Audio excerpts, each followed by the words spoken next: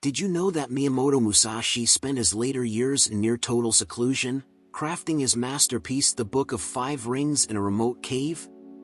In How to Master Solitude like Miyamoto Musashi, The Path of the Ronin, we'll delve into the philosophy behind his self-imposed isolation and reveal how embracing solitude can sharpen your focus, deepen self-awareness, and fortify your inner resolve. Stay with me until the end, because once you learn to stand strong on your own, just like the legendary Musashi, you'll tap into a wellspring of mental clarity and resilience that can radically transform your everyday life. Number 1. Embrace solitude as a tool for self-reflection. When you hear the word solitude, what comes to mind? Is it a peaceful retreat, where you're alone with your thoughts, or does it stir up a sense of discomfort, maybe even loneliness? It's easy to think of solitude as something to avoid, something that feels like empty space between you and the world. But what if we started to see it not as something negative but as a powerful tool for self-reflection? When we learn to truly embrace solitude, we open the door to an understanding of ourselves that is often drowned out by the noise of everyday life. Think about it. In our fast-paced world, it's so easy to get caught up in the whirlwind of distractions. We're constantly surrounded by people, gadgets, and responsibilities. This constant stimulation often leaves little room for introspection. But when we step away from it all, when we purposely create moments of solitude for ourselves, that's when we can really start to understand what's going on inside. It's like hitting pause on everything and tuning into our own minds. Musashi, the legendary samurai, knew this better than most. In his time, being alone was often a way of survival. But he also understood that solitude wasn't just about being physically alone, it was about creating a mental space where clarity could emerge. It's in these quiet moments that you start to see your own thoughts more clearly, without the interference of other voices or the hustle and bustle of daily life. You begin to see the patterns in your thinking, the beliefs you hold, and even the things that you avoid confronting. But let's be real, solitude can feel uncomfortable at first.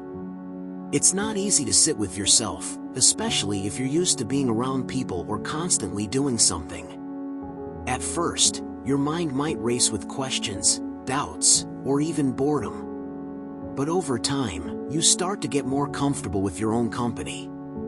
Instead of running away from your thoughts or trying to fill the space with noise, you learn to observe.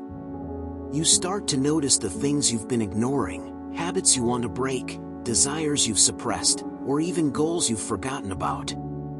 This is where the real magic happens. Solitude becomes a mirror. It reflects not just your actions, but your innermost feelings, thoughts, and dreams. Without the noise of the outside world, you can finally hear your own voice. And once you can hear it, you start to listen. The process isn't always easy. It might bring up things you don't like or things you've been avoiding. But that's where growth happens. The discomfort becomes a signal that you're confronting something important, something that requires your attention. It's through this self-reflection that we uncover the parts of ourselves we might not even realize we've been hiding from.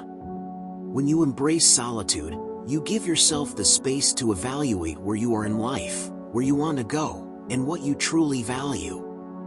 You stop relying on the opinions of others or the constant stream of external validation. Instead, you learn to trust your own judgments.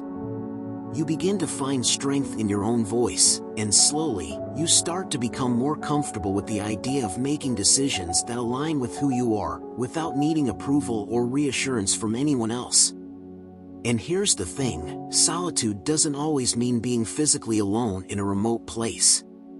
It's more about cultivating an internal solitude, a space inside yourself where you can think freely. This might happen during a walk in the park, while journaling in the early morning, or even while sitting in a quiet room with no distractions. It's about finding moments to be with your thoughts, without pressure to do or be anything other than yourself. So, when you take a page from Musashi's book and embrace solitude, you're not just spending time alone. You're investing in your own growth. You're creating a space for clarity, understanding, and insight. And while it might feel a little uncomfortable at first, the reward is worth it. After all, how can you move forward in life if you don't first understand where you're standing? Number 2, find peace in silence and stillness. Sure, let's dive into the idea of finding peace in silence and stillness, especially when we look at it through the lens of Musashi's approach to solitude. You see, silence isn't just the absence of noise, and stillness isn't simply a lack of movement.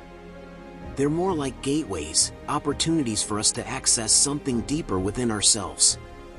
But how do we get there? Well, it's a journey of slowing down, of shedding the noise that so often clutters our minds. Imagine you're alone, no distractions, no chatter, just you.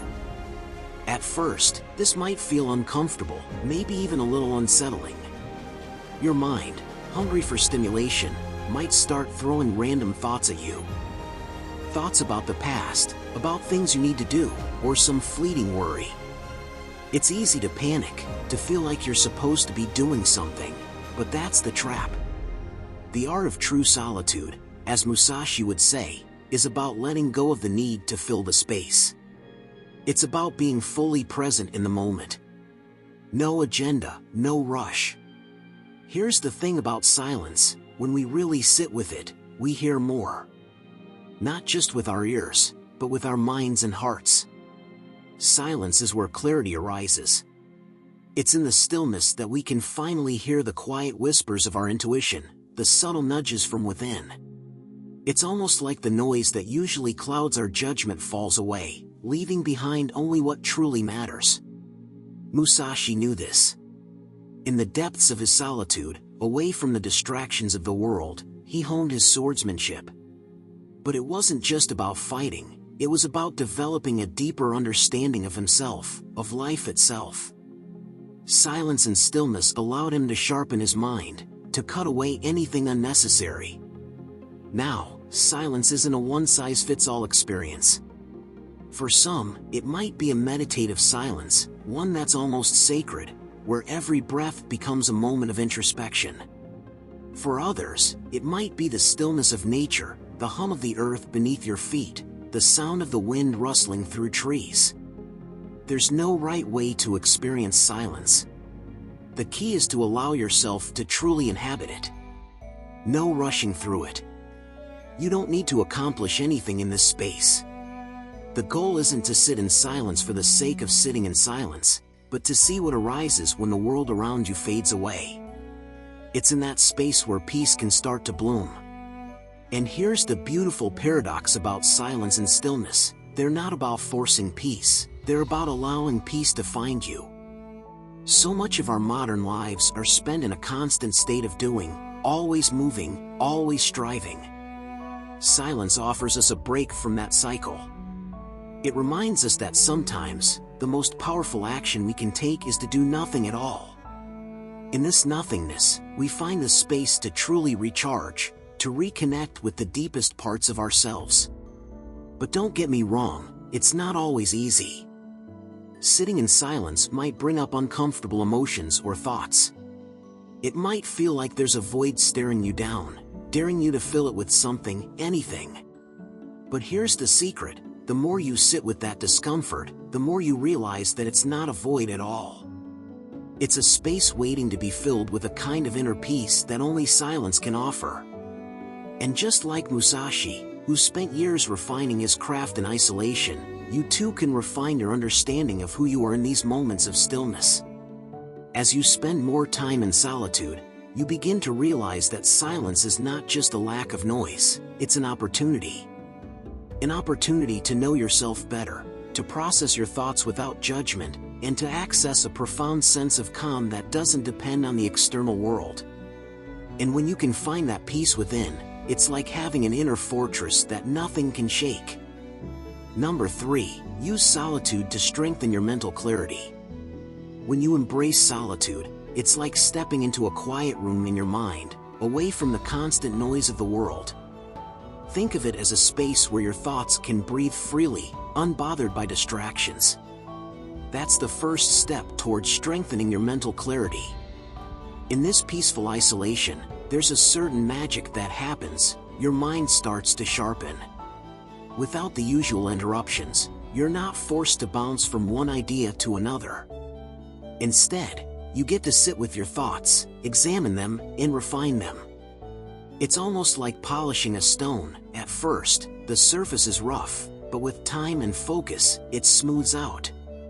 That's exactly what solitude offers, the time and space to refine your mental state. The world often demands so much of our attention, right? Notifications buzz, people call, and everyone wants a piece of your time. But when you strip all that away, what's left is just you, your thoughts, your feelings, your reactions. In that space, you start to see things more clearly, as if the fog lifts. Instead of rushing to react to life's curveballs, you begin to respond with more intention. Think about the times when you've had to make big decisions. How often do you find yourself swayed by external opinions or pressured by the pace of life? Now imagine if, instead, you had the luxury of space, of sitting alone, reflecting, and allowing your mind to process everything slowly, without any pressure. That's the power of solitude in action. It lets you find clarity amidst the chaos. It's not about being isolated just for the sake of it, though. It's about using that time purposefully to gain perspective. When you're alone, you can start to ask yourself those deeper questions, questions that get lost in the rush of everyday life. What really matters to you? What are you afraid of? What are you avoiding? These questions, uncomfortable as they may seem, are the ones that bring true clarity. They don't have quick answers, and that's okay. Solitude is about sitting with the unknown, not rushing to fill it with answers. And here's the interesting part: the more you sit with your own thoughts, the more they begin to reveal themselves. The random clutter that usually fills your head starts to fall away, leaving only what's important. You begin to develop the ability to focus on the things that truly require your attention, letting go of the noise that doesn't serve you. This process isn't easy, though. The mind loves distractions, and in the beginning, solitude can feel uncomfortable. Your thoughts might start to race, and it might even feel like you're trapped in your own head. But that's just the beginning. You're not supposed to have it all figured out in the first few moments. The discomfort is part of the growth. Over time, you'll learn to sit with it, and in doing so, you'll develop a sense of mental strength that you didn't know you had. When you're alone, you can also practice mindfulness. By paying attention to your thoughts and feelings without judgment, you can start to gain control over them. This doesn't mean suppressing your emotions or pretending everything is fine. It means observing them from a place of calm, without letting them overwhelm you. In solitude, you have the space to choose how you respond rather than reacting impulsively. So, in the end, mastering solitude isn't about shutting yourself off from the world. It's about finding your center. It's about being able to step back, breathe, and listen to yourself without the noise of the outside world constantly pulling you in 100 different directions. That mental clarity is the foundation of everything, the bedrock on which you can build a strong, purposeful life. And just like that, solitude becomes a powerful tool for mental clarity. It's not just about being alone, it's about using that time to clear away the clutter in your mind and find the peace within. Only then can you truly hear yourself think. And trust me, when you learn to master solitude, the clarity you gain will change the way you approach everything in your life. Number 4, focus on self-improvement during alone time. When you're alone, what do you do with that time? Is it an opportunity for you to dive deeper into your own growth, or do you let it slip away, filled with distractions and procrastination? The thing is, when you're alone, you've got a golden opportunity to focus entirely on yourself. You're free from outside influences, free from distractions, and free from the noise of the world. It's the perfect space to pour your energy into self-improvement, but only if you know how to use it. Let's face it, most of us aren't really taught how to handle alone time. It's not just about sitting there quietly or filling the space with mindless activities. It's about making the most of those moments, using them as stepping stones for growth. It's easy to think of solitude as something you need to fill, like it's dead time, but it's actually the perfect environment to work on becoming the best version of yourself. Musashi, the legendary swordsman and strategist, knew this better than anyone. He didn't waste his time in isolation. Instead, he used it as an opportunity to sharpen his mind, refine his skills, and improve himself, both physically and mentally. He didn't sit idle in his solitude, he made sure that every moment was purposeful. And that's the key, you have to use your alone time with intention. Imagine this, you've carved out some quiet moments just for yourself. No distractions, no interruptions. Instead of turning on a screen, filling the space with noise, or zoning out, why not take that time to reflect on where you are in life? How are you feeling? What are your strengths? What are the areas where you need to grow? Solitude gives you the space to assess yourself honestly, without the pressure of others' opinions or the hustle of everyday life.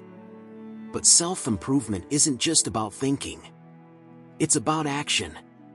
It's easy to get lost in the idea of improvement, to fantasize about becoming better without ever actually putting in the work. But when you're alone, you have the freedom to take real action, whether it's learning a new skill, working on a physical routine, or reading a book that challenges your thinking. You don't have anyone else around to distract you, and there's no one to compare yourself to. It's just you, your thoughts, and your ambitions. The beauty of this is that the process doesn't need to be overwhelming. You don't need to come up with a grand plan or revolutionize your entire life in a single afternoon. Sometimes, small, consistent improvements are enough to make a big difference over time. Maybe it's carving out time each day to reflect on your actions or developing a new habit that aligns with your goals. Every small step you take, no matter how insignificant it feels at the time, adds up in the long run. The key to self-improvement in solitude is to embrace the idea of progress, not perfection. You don't have to have it all figured out. You don't have to be perfect. You just have to keep moving forward, even if it's one tiny step at a time. Whether you're working on your mental discipline, physical fitness, or creative skills, your alone time gives you the chance to make slow, steady progress without external pressures weighing you down. And let's not forget the importance of failure. When you're on your own, there's no audience to impress. You can mess up, learn from it, and try again without anyone judging you. This is the space where you can experiment, take risks, and grow. Failures are lessons, and solitude is the perfect time to reflect on those lessons and figure out how to move forward.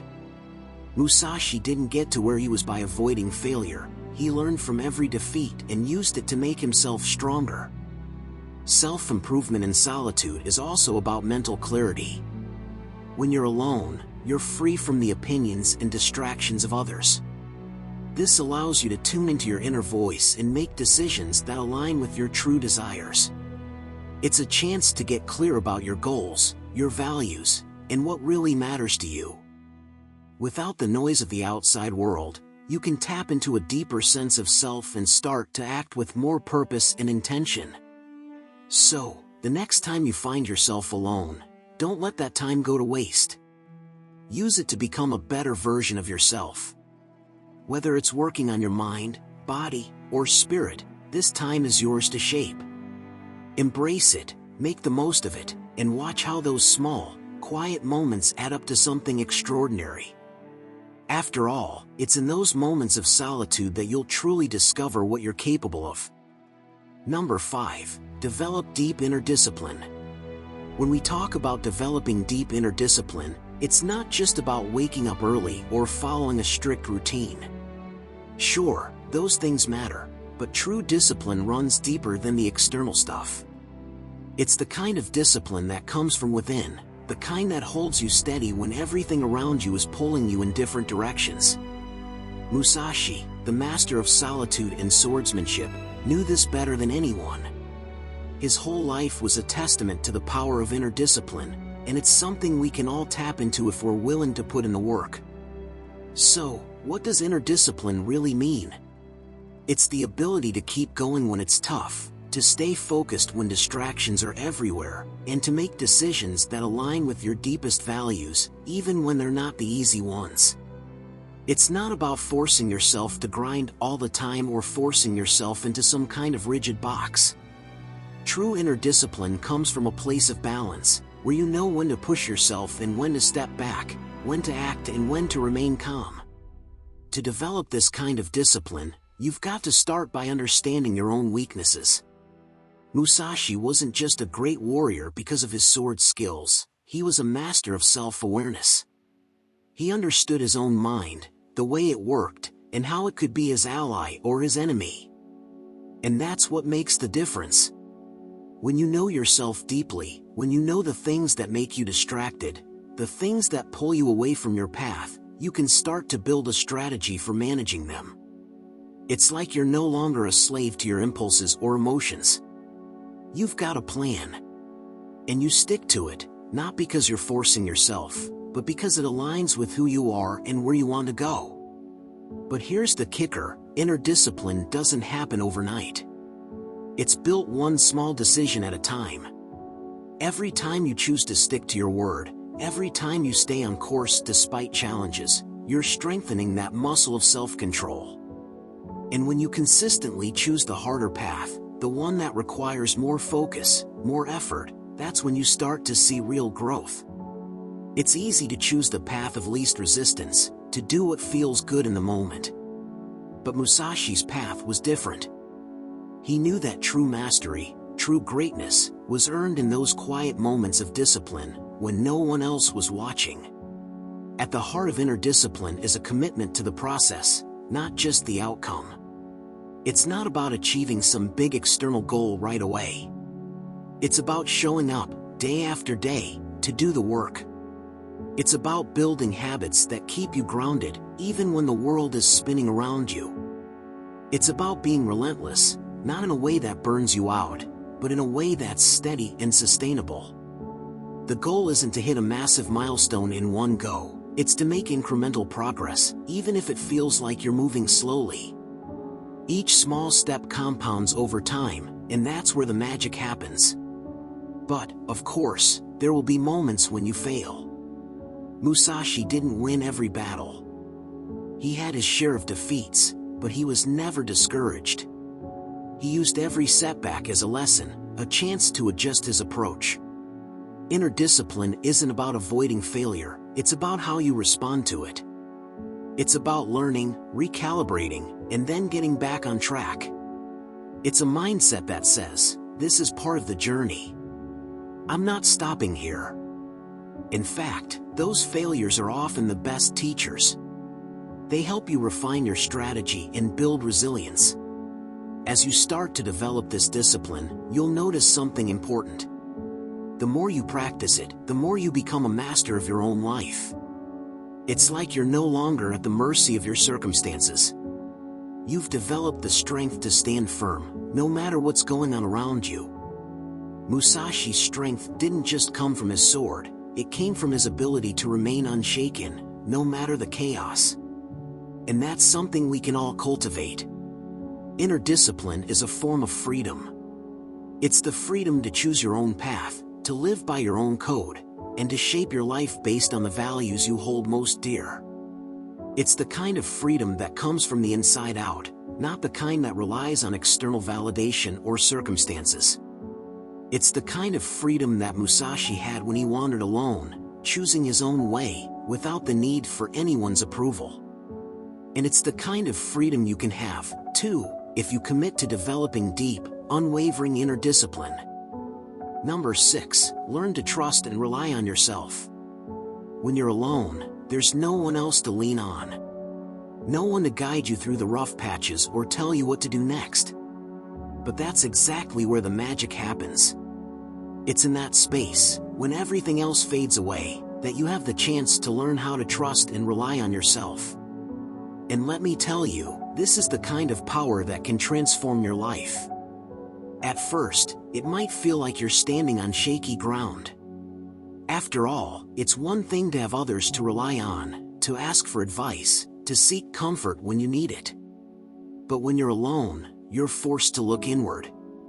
It's like walking a path in the dark with only your own instincts to guide you. It can feel daunting, even a little scary. But the more you do it, the more you begin to realize something important: you can trust yourself. In solitude, there's nowhere to hide from your own thoughts. And while that might sound intense, it's also incredibly freeing. You start to face your fears head-on. You stop waiting for someone else to swoop in with a solution. Instead, you begin to figure things out for yourself, one thought, one decision, one small action at a time. Slowly, you become your own teacher, your own guide, and your own support system. You start to realize that the answers you've been searching for have been inside you all along. Here's the thing: relying on others is comforting, no doubt. It feels safe to ask for reassurance, to get advice, to have someone else take the weight off your shoulders for a while. But at some point, you have to ask yourself, what happens when that support isn't there? What happens when you're all alone in the storm, with no one to lean on? This is where solitude teaches you one of the most valuable lessons: you are capable. You don't need anyone else to hold your hand or tell you what to do. You have everything you need within yourself to handle whatever comes your way. Trusting yourself isn't something that happens overnight. It's a process, a gradual unfolding of your own potential. When you're on your own, you learn to make decisions without the constant second-guessing. You learn to listen to that quiet voice inside you, the one that's easy to drown out when you're surrounded by noise. It's in the stillness that you start to hear it clearly. And that voice, it might not always be loud, but it's steady.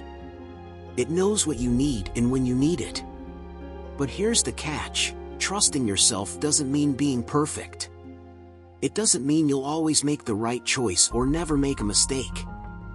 Far from it. What it does mean is that you'll stop looking for validation from others. You'll stop depending on outside opinions to define who you are or what you should do next. You'll understand that you can figure things out, even if you don't have all the answers in the moment. The more time you spend in solitude, the more you realize that you don't need approval. You learn to give yourself the permission to act, to stumble, to grow. You trust that even if you fall, you'll find a way to get back up. And in that, there's incredible strength. Because the true power of relying on yourself isn't about being flawless, it's about knowing that no matter what happens, you can handle it. You can take the next step, even if it's uncertain. Eventually, this trust in yourself becomes a quiet confidence. It's not brash or boastful, it's a deep, grounded belief that no matter what life throws your way, you have the inner strength to navigate it. You start to become less dependent on the outside world for reassurance and more rooted in your own sense of purpose and direction. And when that happens, when you start to trust yourself fully, that's when you become unshakable. Because, at the end of the day, you're the one who has to live with your choices. You're the one who has to walk your own path. And in solitude, you learn to walk it with your head held high, knowing that you've got yourself covered, no matter what. So, take this time. Trust in the process, trust in your own wisdom, and trust that the more you rely on yourself, the stronger you'll become. Solitude isn't just about being alone, it's about learning that you are enough, exactly as you are. And when you can do that, when you can truly rely on yourself, there's nothing that can stand in your way. Number 7, use solitude to cultivate creativity and insight. Have you ever found that some of your best ideas come to you when you're alone? Like when you're not trying to force creativity or when the world isn't cluttering your mind with its constant noise? It's almost like the moments of stillness and quiet are the perfect breeding ground for your thoughts to run free. And you know what? There's a reason for that. Solitude is a powerful tool for unlocking creativity and insight, if you know how to harness it. When you're by yourself, you give your mind the freedom to wander. There's no one around to tell you what you should or shouldn't think about, no external pressures pushing you in any one direction. You can simply be. And it's in that openness that creativity starts to flow. It's like opening a floodgate to ideas that might have been buried underneath the noise of the world. And here's the thing, this kind of creative space doesn't just appear out of thin air. It's a result of the space you give yourself to breathe, to think, to wander through your own thoughts without restriction. If we're always surrounded by other people or constantly consuming information, our brains don't have the chance to process and connect dots in unique ways. But when we're alone, our mind is free to form new connections, explore ideas without judgment, and even challenge its own patterns of thinking. This is when fresh ideas come alive, because there's no one there to interrupt, no one to tell you what's right or wrong. You get to explore the full range of your imagination. Think about Musashi, the famous samurai, for a second. While he spent years honing his skills in battle, he didn't just focus on physical strength. He used his solitude to expand his mind, too. He wrote, he reflected, and he observed the world around him with incredible detail. His creativity didn't just stem from executing a perfect sword strike, it came from his ability to think deeply about everything, the flow of nature, the human mind, the unpredictability of life. He didn't just react, he observed, adapted, and created. He used his solitude as fertile ground for cultivating new strategies, techniques, and philosophies. When you take time to be alone, that's your opportunity to slow down. In today's fast-paced world, it's easy to rush from one thing to the next, reacting without ever giving ourselves the space to think deeply. But solitude is the antidote to that. It's the space where you can stop rushing, where you can allow yourself to think through ideas from all angles, to connect the dots in ways that might not have been obvious when you were distracted by the world. This doesn't mean you need hours of silence to get creative. Sometimes, even just a few moments of solitude can trigger a spark of insight. The key is not to fill that time with tasks or obligations, but to leave it open for creative thoughts to emerge naturally. Don't force it. Sometimes, creativity comes when you're least expecting it, when you allow your mind to wander, free from any sense of urgency or pressure. But it's not just about generating new ideas, it's also about gaining insight. In solitude, you can reflect deeply on your own experiences, actions, and decisions without interference. This kind of reflection allows you to see things clearly, often much more clearly than when you're surrounded by other people's opinions or distractions. Solitude gives you the space to ask yourself important questions, to think about the direction you want to head in, and to understand yourself on a deeper level. Through this reflective process, you might find that you're not just coming up with new ideas, you're also finding a new understanding of your life and your purpose. Insight doesn't always come at a dramatic, aha, moment. Sometimes, it's a subtle shift in perspective, a realization that something you've been doing or thinking for a long time may need to change. And that can be just as powerful as any burst of creativity. So, here's the thing, solitude is not about being alone just for the sake of it. It's about using that time to give your mind the freedom to explore, to create, and to reflect. It's about finding clarity in the quiet and using that space to deepen your understanding of yourself and the world around you. You can't rush creativity, and you can't rush insight either. But when you make room for both, you're setting the stage for something truly transformative.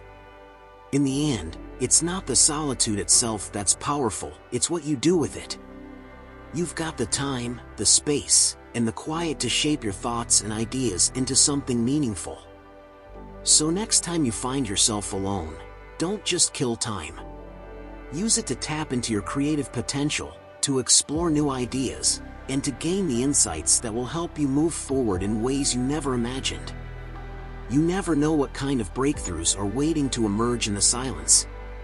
Number 8. Avoid distractions that detract from personal growth. Let's talk about distractions. They're everywhere, right? Like little gremlins lurking in every corner, always ready to pull your attention away from what really matters. In the context of solitude, Especially when you're on a path of personal growth like Musashi's, distractions can feel like the ultimate enemy. They're the things that keep us from going deeper, from truly understanding ourselves and making progress. Musashi spent years honing his craft in the quiet, away from the noise of the world. He knew that if he was to grow, if he was to master his art, he couldn't afford to be distracted. And that's a lesson we can all learn from. The first thing to understand about distractions is that they're not always loud or obvious. Sure, we all know the usual suspects: our phones, social media, the endless cycle of news, or the constant hum of technology in our lives. But distractions come in subtler forms too.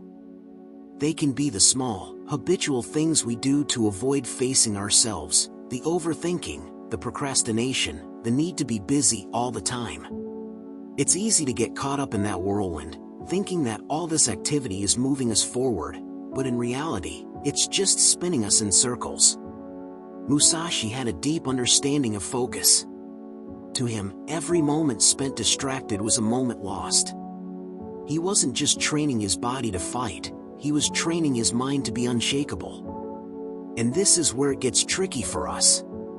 We live in a world where we're constantly told that multitasking is a superpower, that we should always be juggling a million things. But that's just noise. True growth requires focus, and focus requires silence, a mental space where distractions can't creep in. So, how do you avoid distractions? Well, it starts with recognizing them. The first step is to become aware of the things that pull you away from your true path. It's easy to blame the external world. Oh, my phone distracted me, or I can't stop checking social media, but the real battle is internal. The distractions are often a reflection of something deeper, a fear of sitting with ourselves, a resistance to doing the hard work, or a longing for quick fixes rather than sustainable growth. If you don't take the time to identify these patterns, they'll continue to hijack your progress. Once you're aware of the distractions, you can start making conscious choices. Musashi didn't just avoid distractions, he actively chose to reject them. He understood that every decision, no matter how small, either brought him closer to his goal or took him further away from it. The same goes for us. Every time you choose to scroll aimlessly through your phone or binge watch another series, you're deciding to let those distractions take hold of you. On the flip side, when you choose to dive into your work, to focus on your growth, to make that hard choice to sit in solitude without the external noise, you're choosing to move forward. But it's not just about avoiding external distractions. It's also about creating an environment that supports your growth. Musashi spent much of his life in solitude, but this wasn't a random choice, it was a deliberate one. He understood that to truly grow, he needed space. Space to think, space to feel, and space to create. This means you have to intentionally carve out time for yourself, free from the usual distractions. You might need to create physical boundaries, like finding a quiet spot to work or turning off notifications. But more importantly, you need to create mental boundaries. You need to be able to say no to the things that don't serve your higher purpose, whether that's a social engagement, a meaningless conversation, or that impulse to check your phone. It's about drawing a line and protecting your peace. Now, here's the thing about distractions, they're not inherently bad. In fact, sometimes distractions can serve as a way to check in with yourself. What are you avoiding? What are you trying to escape? Musashi's journey was not one of constant isolation, it was a journey of profound self-awareness. He understood that distractions, when acknowledged, can become opportunities for growth. If you're constantly distracted by the same things, maybe it's time to ask yourself why. What are you trying to numb or avoid? Once you understand that, you can start to work with it, not against it. But it takes time. There's no quick fix for cutting out distractions. It's a gradual process of becoming more aware, more intentional, and more disciplined in your choices. It's not about creating a perfect, distraction-free life. It's about learning how to return to your focus, again and again, when distractions inevitably arise. Musashi's life wasn't about avoiding distractions altogether, it was about knowing when to focus, when to let go of everything else, and when to move forward with unwavering determination. In the end, avoiding distractions isn't about perfection, it's about progress. It's about making the choice to spend your time and energy on what truly matters, to move closer to your goal, even if that means saying no to the noise. The more you practice this, the clearer your path becomes. And before you know it, you'll be walking a road that's all your own, unshaken, unbothered, and completely in tune with the deep work that's unfolding inside of you. Number 9. Practice mindfulness and meditation. When you're alone, the mind can either be your best friend or your worst enemy. It's the one place where you can truly get to know yourself, your habits, your thoughts, your fears, and honestly, sometimes, it's overwhelming. The noise in your head never stops, does it? Even in silence, it can feel like a constant hum, distracting you from everything else. But this is where mindfulness and meditation come into play. Imagine you're sitting alone, no one around to distract you. At first, your mind might race with thoughts, all fighting for attention. Did I leave the door unlocked? What am I going to eat later? What's that noise? It can be chaotic. But that's exactly the point.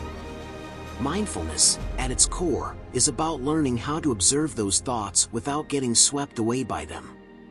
It's about being present, in the moment, without judgment.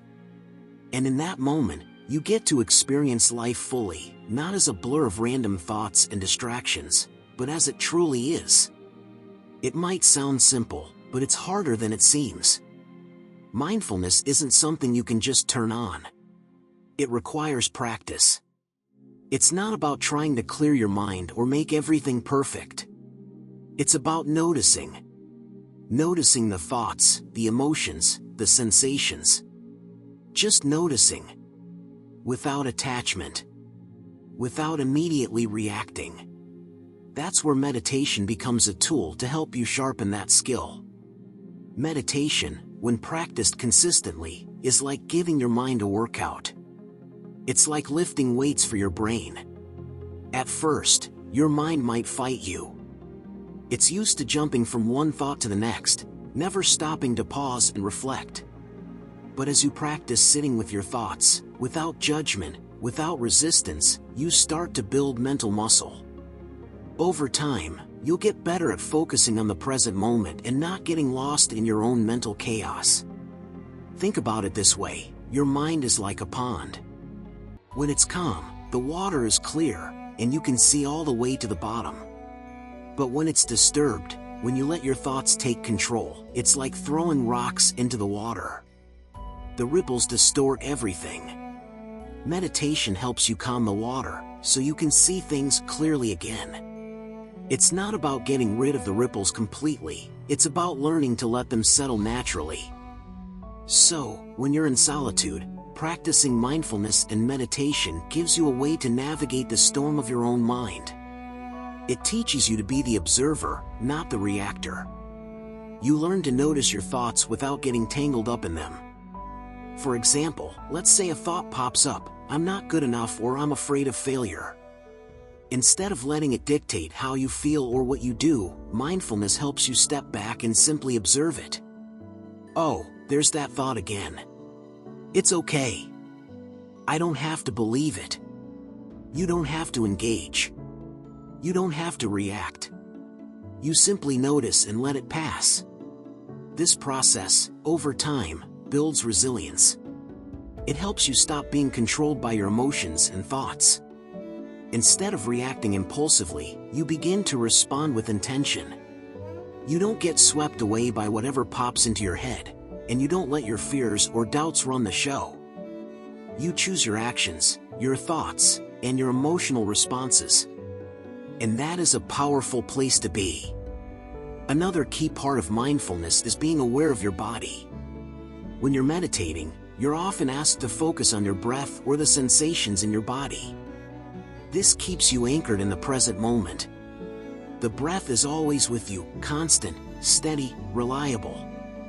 And by focusing on it, you draw yourself out of the mental noise and into a deeper state of awareness. It's like reconnecting with the very core of who you are, beyond the swirl of thoughts and distractions. So, in solitude, mindfulness and meditation offer more than just a way to pass the time. They become a way to master your mind. The more you practice, the more you can tune into yourself, noticing your thoughts without getting swept up in them. You learn to embrace the stillness, not as a void, but as a place of clarity and understanding. And when you can do that, when you can simply be in the moment, without needing to escape it, you unlock a deeper sense of peace.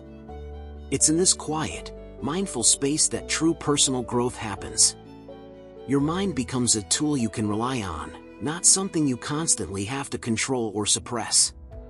Ultimately, mindfulness and meditation don't just help you clear the mental clutter, they help you listen to the wisdom that already exists inside you. It's in the stillness that you can hear your own thoughts more clearly, make decisions with more confidence, and live with greater purpose. And all of that starts when you sit in solitude and simply be. Number 10. Accept solitude as a means to connect with your true self. There's something about being alone that gets under our skin. It's like there's an unease that creeps in when there's no one around to distract us from our thoughts. It's not always comfortable, is it? But what if I told you that this discomfort, the feeling of being alone, could actually be the key to understanding your true self? It might sound a little counterintuitive at first. After all, we live in a world that's always encouraging us to be around others, to be connected, to seek validation and approval. We're taught to define ourselves by our relationships, our achievements, and how others see us. But when you embrace solitude, not as something to fear, but as a tool, it can help you break free from those external expectations and get to know who you really are. This is where solitude can be truly transformative. When you're alone, there's no one else around to shape your thoughts, no one to influence your decisions, and no one to tell you who you should be. It's just you, your thoughts, and the quiet space between them. In those moments of stillness, you're given the rare opportunity to connect with the part of yourself that isn't clouded by outside noise. This is the part of you that is deep, real, and raw. It's not the version of yourself that tries to fit in or measure up. It's the unfiltered you, the person you are when you strip away the roles you play in society, the masks you wear to fit into social situations, and the expectations you constantly carry. Solitude is the key that unlocks this deeper connection to yourself. Now, I get it. The idea of confronting yourself can feel intimidating. You might feel like there's a lot to uncover that you're not ready to face, or maybe you're afraid of what you'll discover. It's easy to fill the silence with distractions because it's a lot more comfortable than sitting with your own thoughts. But here's the thing, when you start to accept solitude as a gift rather than a punishment, you give yourself the space to explore those hidden parts of your mind. And sure, some of it might be uncomfortable. But that discomfort is just a signal that you're growing, that you're digging deeper into your own layers. The more time you spend in solitude, the more you start to understand your own desires, fears, and motivations. You begin to see where you've been holding yourself back, where you've been lying to yourself, or even where you've been suppressing parts of your true nature. The more you let yourself sit with this truth, the clearer your path forward becomes. This process of self-connection isn't just about thinking or reflecting on past experiences. It's about really feeling your emotions without distraction, without the need to rush past them. It's about giving yourself permission to be you, not the version of you that's shaped by what others expect, but the version that exists when all the external noise fades away. It's in these moments of solitude that you can find your true desires. Maybe you've spent years trying to chase goals that weren't really yours, influenced by what others thought you should want. But when you're alone, there's no one to impress, no one to compete with, just you and your own heart. This is the place where you can finally ask yourself, what do I really want? And not just the superficial things that society pushes on you, but the deep, authentic desires that fuel your soul. Musashi understood this. He spent years alone, but it wasn't just about physical solitude, it was a mental and emotional space where he could connect deeply with his own principles, his own inner truth. His life wasn't dictated by the opinions of others or the expectations of the world around him. He was able to define his path based on his own inner compass, something that only solitude could reveal to him. When you accept solitude as a way to connect with your true self, you stop looking outward for validation. Instead, you start looking inward, realizing that all the answers you seek have always been inside you. Solitude is the gateway to discovering your authentic self, to uncovering the parts of you that were always there but hidden under layers of distractions and noise. It's about accepting who you are, not who the world wants you to be. So, next time you find yourself alone, try to embrace it. Don't run from the silence or fill it with distractions. Use it as a chance to explore yourself. It's not about perfection or having all the answers, it's about getting closer to the truth of who you really are. Because in the end, the only person you'll ever truly need to be is you. And that's how you can master solitude like Miyamoto Musashi, embracing the path of the Ronin. True strength is forged in the quiet moments of reflection and self-discovery. By learning to be comfortable in solitude, you unlock your greatest potential. If you found this video valuable, be sure to like, subscribe, and share it with someone who could benefit from a little time alone to grow. Remember, the path of mastery often starts with being at peace with yourself. Until next time, stay disciplined, stay introspective, and embrace your journey of growth.